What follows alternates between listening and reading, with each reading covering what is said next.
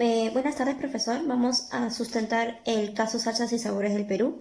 En este caso me ha tocado sustentar el primer punto, la primera pregunta, la cual es, en el caso que el flujo de caja neto para el inversionista proyecte un saldo negativo como consecuencia del incremento significativo del capital de trabajo, ¿qué alternativas se propondría y en qué momento para poder cubrir este déficit? Bueno, para nosotros poder responder y sustentar esta pregunta tenemos que poder hallar, en primer lugar, el FSNI. En este caso nos arroja una respuesta. En el periodo 0 hay un déficit de 507.600, en el periodo 1 137.516, en el periodo 2 150.500, en el periodo 3 hay un déficit de 1.216.008. Estos flujos son negativos y esto significa que los inversionistas deben aportar más a este proyecto. En el año 3, el incremento del capital de trabajo es por una ampliación en el negocio y no por una mala gestión. Cabe indicar que si se desea incrementar nuestro BPN, es preferible que sea en los primeros años. Estos flujos deben ser más altos. En los primeros 2 años, una buena propuesta sería diferir en el plan de pago del primer cronograma a un plan de gracia total por 2 años, ya que los 2 primeros años en el flujo de caja del libro disponibilidad es menor comparando con el resto. Si bien es cierto, en el periodo 3 hay un déficit, esto se podría evitar solicitando un préstamo con las mismas condiciones del caso mencionado y de esta manera poder seguir manteniendo nuestro mismo WACC. Esto no va a impedir que el flujo de caja del inversionista sea positivo, ya que hay un superávit superior a 1 millón en el periodo 4 en adelante para poder afrontar el compromiso de la deuda. Para evitar futuras dificultades con los flujos se debe tener siempre en cuenta algunas recomendaciones. Entre ellas están, si contamos con un saldo positivo acumulados en algún periodo, una parte de nuestro saldo lo podemos invertir en el mercado de capitales y de esta manera generar una fuente de ingresos adicionales al propio giro del negocio. Otro sería, si no se desea tener en el proyecto un déficit de efectivo, deberíamos anticiparnos a ello, buscando financiamiento apropiado. Y por último, fundar una base sólida para poder sustentar el requerimiento de crédito, ejemplo, exponiendo dentro de nuestro plan de proyecto de negocio. Gracias. Hola, buenas tardes. Mi nombre es Antonino Sanguinetti Gross. Participo del curso de evaluación de proyectos y en esta oportunidad en el examen me ha tocado resolver la pregunta número 2, que dice lo siguiente.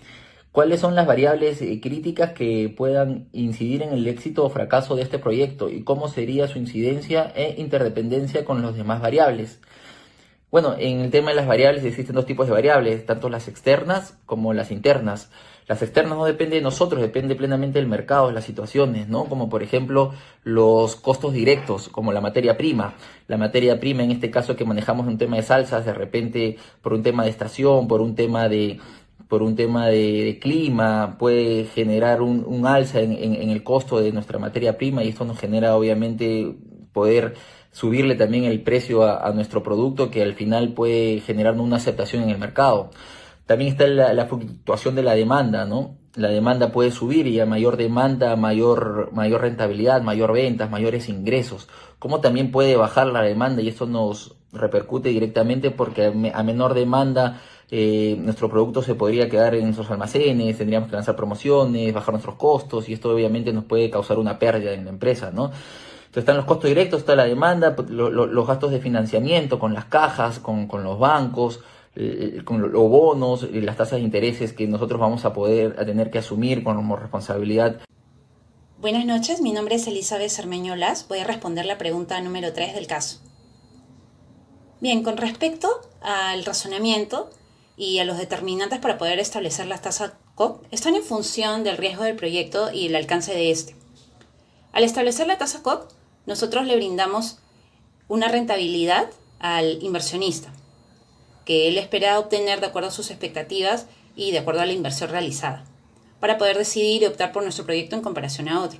Con respecto al caso, la empresa de Salsas y Sabores del Perú, SAC, ha tomado la decisión de realizar exportaciones a diversos países Por ello es necesario tener información de todos estos mercados destinos con el fin de establecer o determinar los índices de riesgo sistemático, que de acuerdo al modelo CAM nos ayudan a establecer la tasa COC. Bien, para el presente caso nos están brindando información sobre la tasa libre de riesgo del mercado de Estados Unidos, que son los bonos soberanos, lo cual es adecuado para este proyecto porque tienen una mayor tasa y también por el periodo del proyecto es ideal para proyectos largos como este. También es importante la tasa o el índice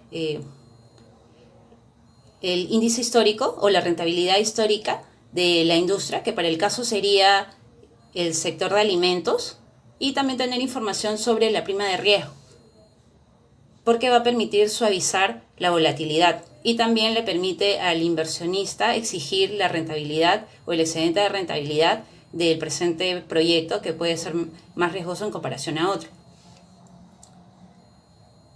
Bien, con respecto al caso, se está brindando información, como lo mencionaba, solamente de una fase del proyecto. Está faltando información sobre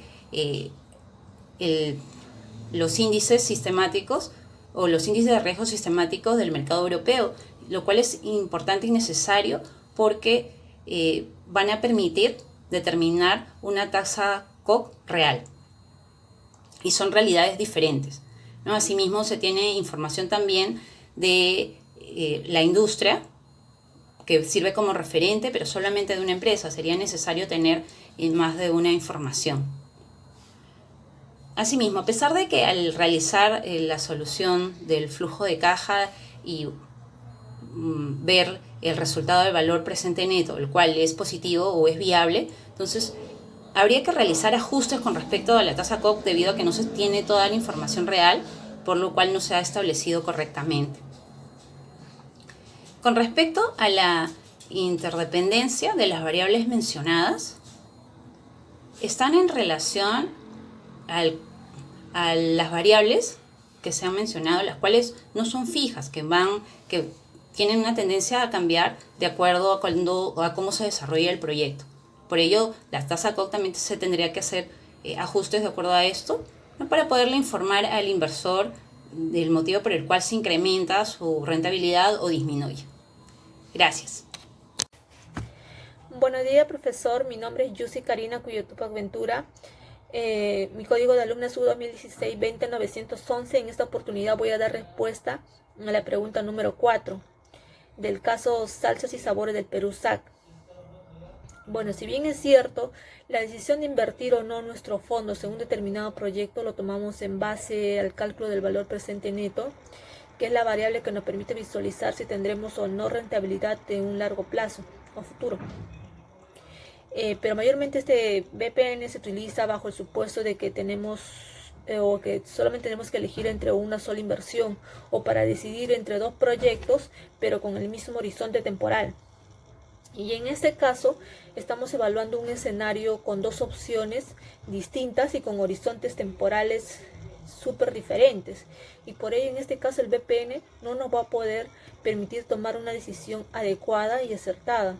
Por ello consideramos que el proyecto se puede repetir y solamente podemos gestionar solo uno, y utilizaríamos la herramienta del VAE, que es el valor anual equivalente, ya que es un indicador que nos demuestra qué proyecto me genera mayor retorno por año, de manera que podemos compararlo a pesar de que tenga una vida útil diferente. En función a su mayor valor, yo elijo el proyecto de salsas y sabores del Perú SAC, porque las variables ya están dadas, y elegir entre un proyecto nuevo, los desafíos empresariales son más grandes porque hay que evaluar muchas cosas, y en este caso ya tenemos las variables dadas, como dijo hace un momento, y sobre todo contamos con la experiencia de un experto en el rubro de industrias alimentarias. Prácticamente sería innecesario invertir en algo desconocido cuando tenemos algo súper conocido que solamente quedaría ejecutarlo, nada más. Bueno, en este caso, para poder tomar una decisión correcta, el inversionista debe evaluar y analizar varios factores en el cual se encuentra la empresa y definir ciertos criterios, como son los flujos de fondos asociados a la inversión, el riesgo de la inversión, la tasa de inversión requerida y sobre todo los conocimientos básicos y necesarios para poder encaminar y ejecutar este proyecto. En este caso la empresa tiene una gran ventaja, ya que uno de los socios, Manuel Prado, cuenta con los conocimientos y experiencias necesarias en el rubro de industrias alimentarias, y esto hace que el proyecto sea más viable, ya que tener conocimiento del proyecto y saber la cartera de clientes y todo es un buen dato, una buena información que ayuda a que el proyecto sea viable.